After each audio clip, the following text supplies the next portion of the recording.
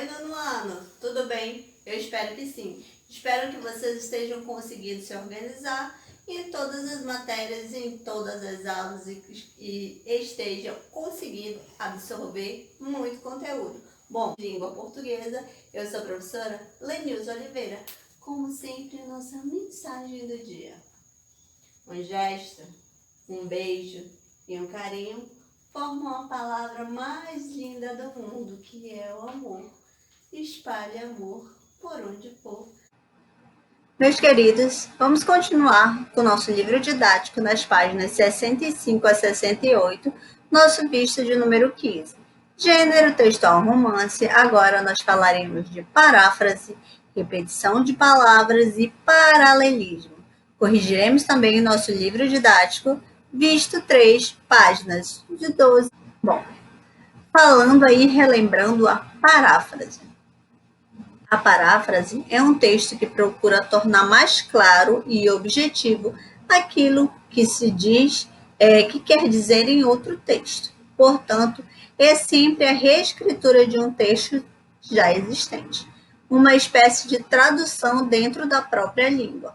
O autor da paráfrase deve demonstrar que entendeu claramente a ideia do texto. Além disso, são exigências de uma boa paráfrase. 1. Utilizar a mesma ordem de ideias que aparece no texto original. 2. Não omitir nenhuma informação essencial. 3. Não fazer qualquer comentário acerca do que se diz no texto original. E 4.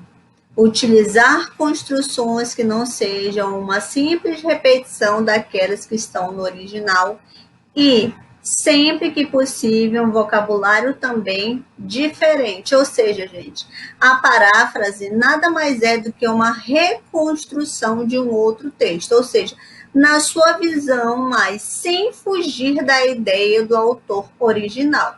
Não é um resumo, não é uma síntese, mas e sim a paráfrase é o quê? Você falando do texto original com as suas palavras, usando até um vocabulário aí diferente do autor original, sinônimos, antônimos, mas que não fuja da ideia central. Se ele está falando de desmatamento, você irá falar de desmatamento do início ao fim, parafraseando o texto original. Bom, parafrasear pois, traduzir as palavras de um texto por outra de sentido equivalente, mantendo, porém, as ideias originais. A paráfrase inclui o desenvolvimento de um texto, o comentário, a explicação, a substituição de uma palavra por outra é a paráfrase que mais se aproxima do original. Então, gente, Medeiros, 2010, ele diz isso, que parafrasear é traduzir o que o autor do texto original quis dizer, mas com a sua visão, sem fugir do texto original. Vamos agora à repetição de palavras. Consiste na repetição de palavras ou expressões com o objetivo de enfatizar uma ideia. Exemplos: elegia desesperada. Tende piedade, Senhor de todas as mulheres, que ninguém mais merece tanto amor e amizade, que ninguém mais deseja tanta poesia e sinceridade, que ninguém mais precisa tanto de alegria e serenidade. Ou seja, aí ele está enfatizando que a mulher precisa muito de amizade, de poesia e de alegria. E prestem atenção, que no momento que ele coloca que ninguém mais, ele está enfatizando aí o que a mulher precisa. Bom, agora falaremos do paralelismo.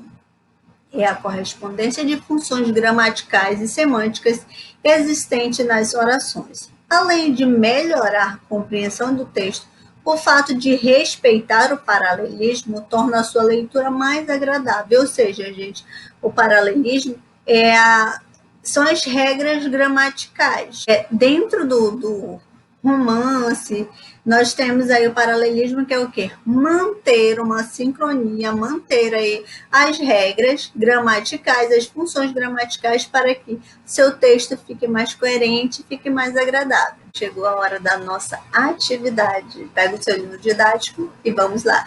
Continuando com o nosso livro didático, vamos lá abri-lo. Na página 65, nós temos aí um trecho que diz o seguinte: mas não sabia que atribuiu o fato de que o jaguar não tê-lo ainda devorado.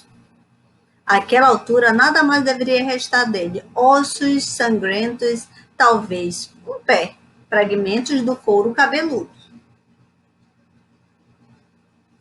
No momento, contudo, o animal não parecia disposto a atacá-lo. Continuava imóvel, tranquilo e até com certo ar de tédio. Porque Max não sabia. Pouco conhecia dos hábitos dos felinos, e mesmo que fosse um especialista nessa área, simplesmente não estava em condições de raciocinar. Talvez o animal não tivesse fome naquele momento. Talvez tivesse sido alimentado antes do naufrágio. Para que, se estava destinado a morrer? Talvez se sentisse inseguro ali no frágil Scarlet. Talvez tivesse medo do mar, tão diferente de seu habitat habitual. Talvez se sentisse grato a Max, seu salvador, ainda que o contragosto. Talvez fosse um jaguar domesticado, um animal aperfeiçoado ao homem. Dependente, submisso, mas talvez fosse uma fera matreira. Aparentemente tranquilidade para, no momento oportuno, dar o bote com maior facilidade. Vamos lá.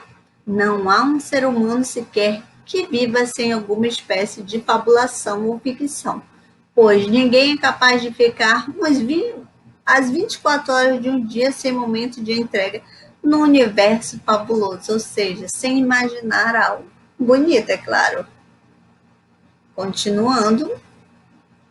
Bom, no intervalo 4, diz o seguinte, ainda na página 65. Max não sabia por que o jaguar não o atacava, mas tinha algumas hipóteses. Qual é a sua leitor ou leitora? Dica: comece sua proposição usando talvez para manter o estilo e o tom do autor nessa parte da narrativa. Ou seja, você, aqui nessas linhas, vai supor o porquê que o jaguar não devorou o Max. Por quê? Então, coloque aí, inicie com talvez, porque, tananã, tananã. Então, gente, coloquem a sua ideia de por que ele não foi devorado. Ou seja, porque o jaguar não devorou o Max. Vamos lá. Próxima página. Página 66. Diz o seguinte, também temos aí um outro trecho. Max acalmou-se um pouco. A morte já não lhe parecia tão iminente. Tinha tempo, poderia pensar em algo. Quem sabe se atirasse ao mar e nadava até a caixa. Trocaria de lugar com o felino, perdendo, é claro, tudo o que havia no escala. Todo o equipamento de sobrevivência, mas ganhando em troca uma chance de escapar. Com o rabo de olho, mirando a caixa, avaliando a distância, não era muito, uns 20 metros. O que faria o jaguar se ele se levantasse de repente? E se atirasse na água? Daria o bote de certo. Mas conseguiria pegá-lo, ainda no escala, no ar? Poderia o jaguar persegui-lo no mar? E quem seria melhor nadador? Max, que ganhava uma medalha no colégio, 100 metros, nado de peito, categoria infantil, ou o felino, a espécie sendo reconhecidamente avessa à água. Conjecturas inúteis. Nesse momento, o vento soprou um pouco mais forte e a caixa oscilou, enchendo-se de água e afundou. Bom, no intervalo 5, você tem aí. Esse é o intervalo de observação. Max observa o jaguar, que observa Max, e ambos são observados por nós, os leitores. A construção do texto e os recursos usados pelo autor nos leva a fazer isso. Bom, nós temos aí os seguintes recursos. Nós temos a paráfrase, que nós já vimos que a paráfrase é o quê? É uma reescritura do texto original. Então, diz assim: que expressões o texto parafraseia a frase "a morte já não lhe parecia tão eminente". Então, gente, esse aí, tão eminente, o que quer dizer? Então, quer dizer que, será que ele iria morrer? Esse tão eminente aí é uma expressão de tempo.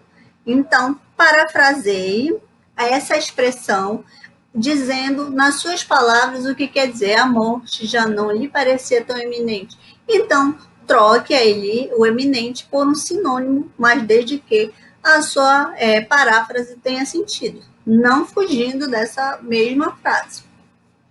Na repetição de palavras, será que o autor repetiu por repetir as palavras jaguar e felino nesse trecho do texto? Por que não usou um pronome ou expressão sinônima, tais como ele, animal, fera, bicho, etc., para evitar repetições? Por que você acha que ele colocou ali jaguar, ele colocou felino? Será que foi aí para enfatizar a palavra? Será que foi para dar um efeito mais de fera? Então, diga aí o porquê você acha que ele evitou essa repetição de palavras. Agora vamos lá para o paralelismo, que diz assim: em que trecho é possível observar o paralelismo? Em que trecho não há paralelismo? Nós temos aí duas perguntas, então nós temos que ter duas respostas. Gente, eu quero que vocês observem, dentro desse trecho que a gente acabou de ler, uma frase que tem a estrutura sujeito, verbo e predicado, o seu complemento verbal. Então, se você encontrar uma frase com todos esses quesitos, que é o paralelismo, essa é a estrutura da palavra para o seu texto se tornar mais agradável, coloque, observe a concordância nominal, a concordância verbal, para que esteja toda a estrutura correta. E também veja uma oração, um trecho que não há paralelismo, ou seja, que a palavra, a frase comece ali no plural e termine no singular, ou vice-versa. Observe a estrutura dessas orações, ok? Vamos lá para a próxima página. Página de número 67. Vamos lá.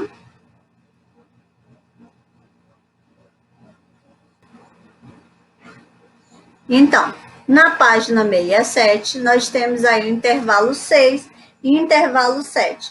Vocês farão a leitura de Max se sentiu que estava molhado. Tinha urinado, de medo, uma coisa que nunca lhe acontecera antes, nem mesmo quando era criança, nas situações de maior pânico. Que humilhação! Max derramou mais algumas lágrimas, o jaguar fintando, ou seja, o jaguar estava olhando para Max, chorando, é claro. Então, intervalo 6, você vai utilizar essa linha ao lado que diz: o Max está no mar e certamente ficou molhado muitas vezes, porque o narrador enfatiza o fato de o personagem ter se urinado. Que diferença isso faz para a história que está sendo contada? No seu achismo, de uma maneira hipotética, por que você acha que ele enfatizou ali Max ter urinado nas calças? Será que Max estava com tanto medo assim do jaguar que aconteceu isso? Dê sua opinião. Vamos lá para o próximo intervalo, que diz: o sol começa a declinar e os dois continuam frente a frente, imóveis. Max estava incômodo, as costas lhe doíam, mas não ousava se mexer. Tudo que podia desejar é que uma embarcação aparecesse e o salvasse, mas não se atrevia sequer a olhar ao redor. A qualquer distração poderia a fera arremeter. Em dado momento, passou um navio aparecendo, poderia ser até pior, a menor que conseguisse abater o animal de longe. Com um tiro certeiro comum de Hans Smith, ele seria o primeiro a pagar caso o jaguar se sentisse acuado. Navio? Não, melhor não. Então ele ficou até com medo de olhar. Por quê? Porque ele ficou com medo de, se ele vir o jaguar, acabar se atacando. Intervalo 7 diz o seguinte: quais são os elementos dessa cena que poderia ser considerado moldura? Qual é a atmosfera nesse trecho da obra? Que ações acontecem? Sabemos porque Max está imóvel e o jaguar porque também está assim. Então, gente, você vai dizer quais elementos, o que tem ali, um menino, um navio, tanana. Aí depois a atmosfera. A atmosfera quer dizer o lugar, eles estão aonde? No mar. Depois, que ações acontecem? Max, todas as ações que estão acontecendo. E por que o tigre, o jaguar, quer dizer, o jaguar, gente, jaguar felino, está ali imóvel? Por que está dessa forma? Então, vamos lá, página 68. Nós temos aí 2 trechos, temos aí o intervalo 8, o intervalo é mais extenso, que você fará a leitura deste trecho e responderá o intervalo 8, que diz o seguinte nesse intervalo. No percurso deste trecho da história, o narrador relata algumas coisas que pudessem tranquilizar Max, ou leitor. Nesse trecho há um repertório de palavras e expressões para se referir às manifestações do jaguar. Quais são essas palavras e o que revela? Então, vocês vão colocar quais são essas palavras aí que são as manifestações do jaguar, ou seja, as ações do jaguar naquele momento, e vão copiar este trecho aqui nesta parte. Bom, o outro trecho, esse outro trecho vai equivaler ao intervalo 9 que nós faremos na próxima aula. Agora vamos lá para as correções do nosso livro didático. Queridos, iniciaremos a correção do nosso livro didático. Quero destacar que os alunos que me enviaram as fotos e registros com suas atividades respondidas, eu já avistei, computei o seu ponto de participação e você já garantiu o seu ponto porque você tentou responder e respondeu corretamente. Acredito eu que você respondeu corretamente todas as questões. Nós aqui vamos ressaltar as questões uma por uma para que você verifique se sua resposta está coerente. Vistei o seu livro, vistei as fotos, calculei sua participação. Agora você verificará se as respostas estão corretas. Quero ressaltar também que sua resposta não precisa estar idêntica ao do livro didático, mas tem que estar dentro desse contexto. Por quê? Tudo que nós estudamos vai ter na lista de atividades, que será passado em outro momento, e nas avaliações. E todos esses dois itens equivalem à pontuação bimestral. Então, vamos lá. Página 12 do livro didático, vamos lá, fazer a correção prática de reflexão sobre a língua. Predicado nominal, verbo de ligação e predicativo do sujeito. Bom, reveja esse fragmento da dissertação. Você fará a leitura do fragmento, já fez, claro que nós estamos na correção, e na letra A diz, a oração sublinhada apresenta uma ação realizada pelo sujeito, justifique sua resposta, não esqueça de justificar sua resposta sempre. Vamos lá para a oração sublinhada, pois facilitará o acesso ao centro da cidade, os terrenos serão valorizados e o bairro ficará mais bonito. Gente, olha aqui, ó, verbo ser. Então, ser, estar, ficar, permanecer, olha aqui, ó, ficará. Então, essa oração que está sublinhada é uma oração que tem um verbo de ação ou de ligação?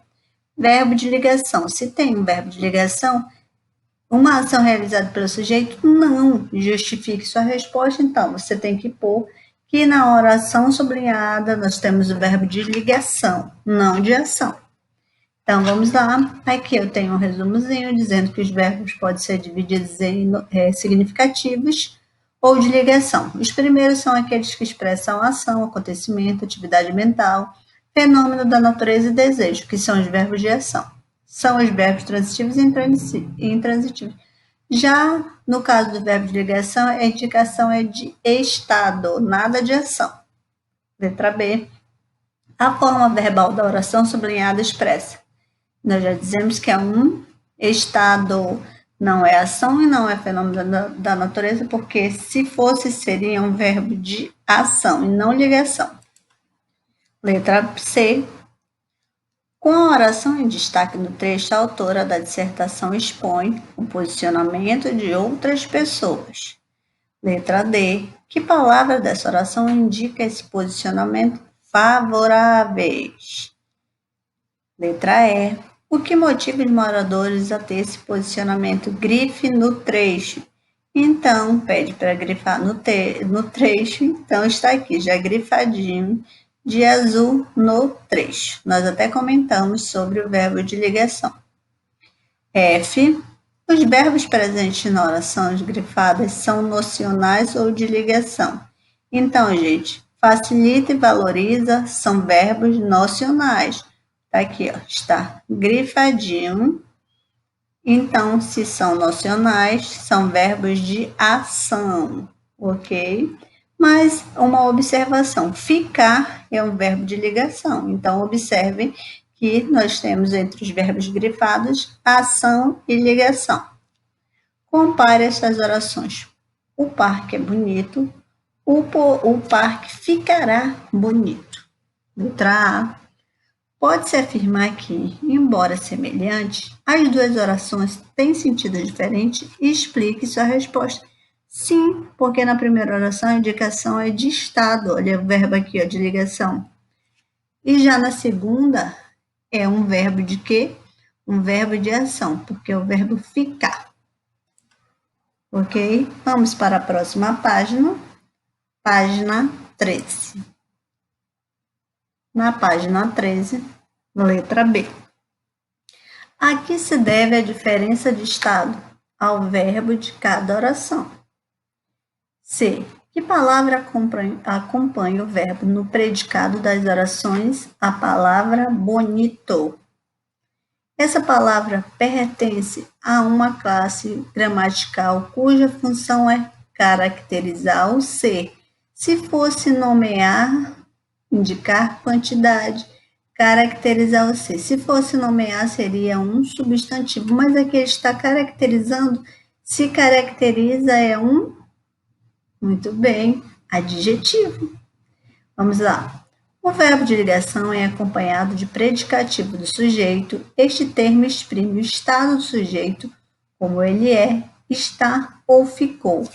E o núcleo, ou seja, a palavra mais significativa do predicado. Não esqueçam disso, nós já comentamos várias vezes sobre o predicativo do sujeito. Então, questão 28 diz: leia as frases em que o verbo de ligação exprime estado permanente, mudança de estado transitório. Letra A é P, letra B é A, letra C é P e letra D, ME.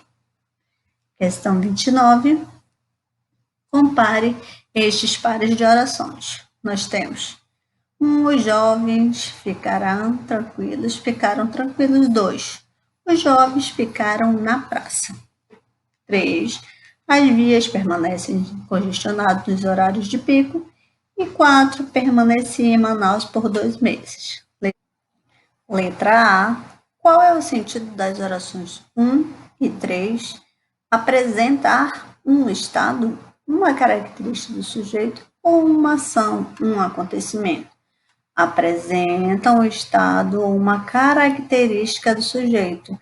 Reparem que a oração 1 e a oração 3 ficaram tranquilos e permanecem congestionados. Então, aí é uma característica do sujeito.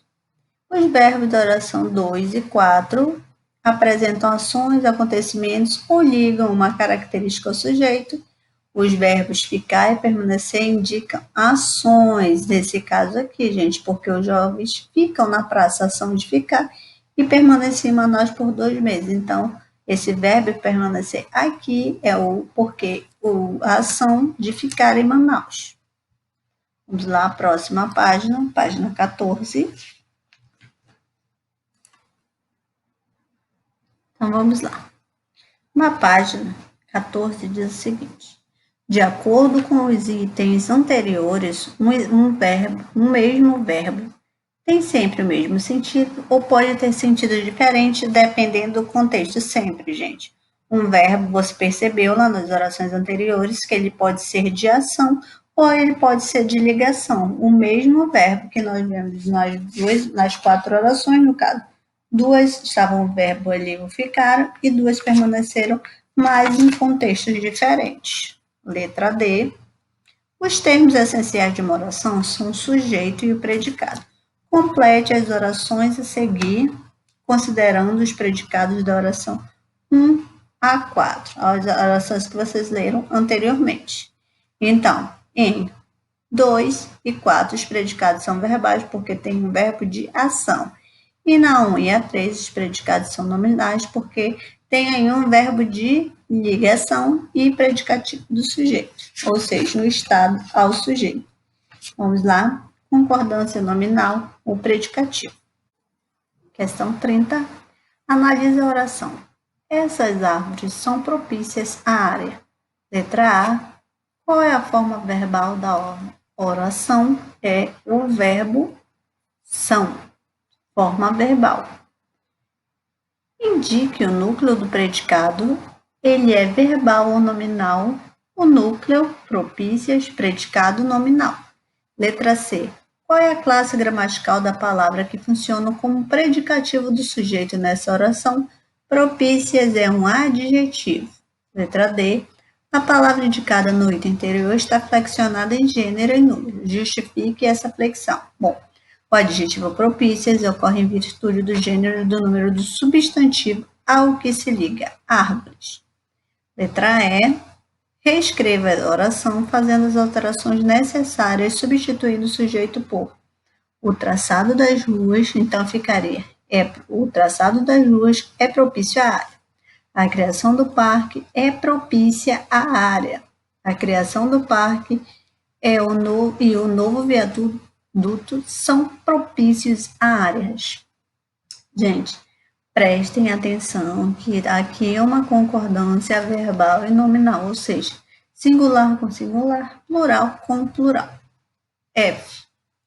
Ao analisar a reescrita e a flexão do verbo de ligação e o predicativo do sujeito, o que se pode afirmar? Bom, nós temos aqui uma sugestão de resposta, mas conforme você colocou, essa é uma pergunta pessoal, então prevaleça com a sua resposta, ok?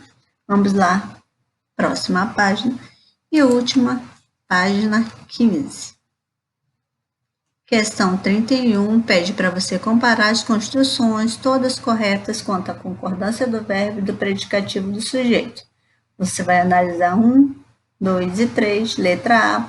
Essas orações estão na ordem direta ou indireta e justifique sua resposta. E estão na ordem direta. O sujeito está proposto ao verbo e ao complemento. Então, o sujeito aqui, gente, vai ser parque e o novo viaduto. Então, está em ordem inversa. Descreva com suas palavras a concordância verbal e nominal em 1 e 2. Nos 3 casos, os sujeitos estão opostos ao verbo e ao seu predicado. Nessa estrutura, o verbo predicativo pode concordar com os núcleos do sujeito ou o núcleo mais próximo, por isso, flexão feminina em 2 e masculina em 3. Prestem atenção que houve uma concordância aqui entre os fragmentos da oração. Vamos lá, casos especiais. Nós vimos isso aqui nos nossos slides da nossa aula.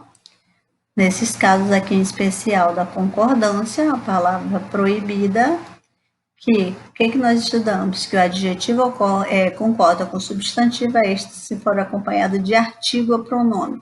Proibida, se eu tiver um artigo, e vai ficar proibido se não tiver artigo ou pronome, ok? Então, última questão, a 33, e dizia: assinale as proposições corretas no que se refere à concordância nominal.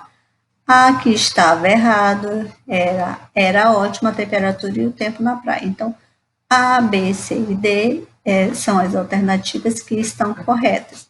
Espero que os senhores tenham feito uma ótima correção e tenham acertado tudo. Tchau, tchau e até a próxima.